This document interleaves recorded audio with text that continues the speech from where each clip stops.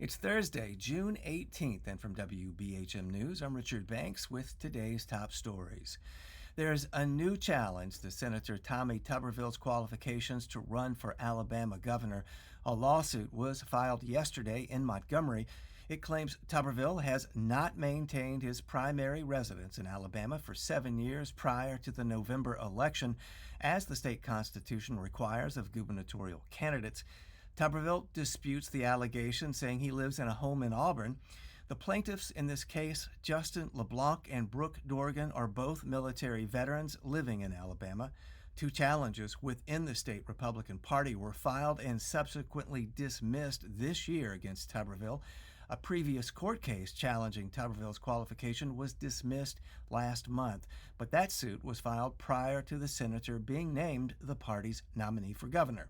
A Tuberville spokesperson responded to this lawsuit, saying the Alabama Republican Party saw over 100 pages of evidence and unanimously confirmed Coach is qualified.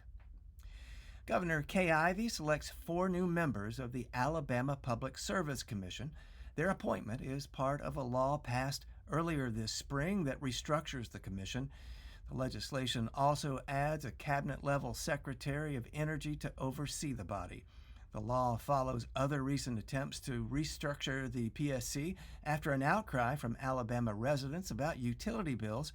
Residential customers in the state pay some of the highest monthly bills in the country, while Alabama Power, the state's largest utility, is one of the most profitable companies in the industry.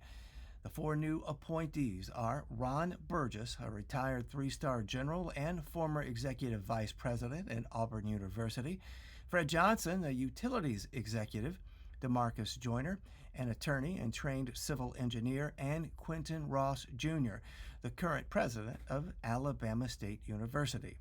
According to Inside Climate News, no black people before Joyner and Ross have ever served on the PSC. And Birmingham Mayor Randall Woodfin responds to 2 deaths at the Birmingham City Jail this month. News outlets report Woodfin identified the deceased as Kalina Peaches Krosky, a 32-year-old. The second was Kendall Sweezer, 35. According to Woodfin, both individuals committed suicide after previous attempts to take their lives at the jail. The mayor says the coroner's office found no signs of foul play. Woodfin went on to say the community has, quote, every right to be concerned about deaths in our city jail.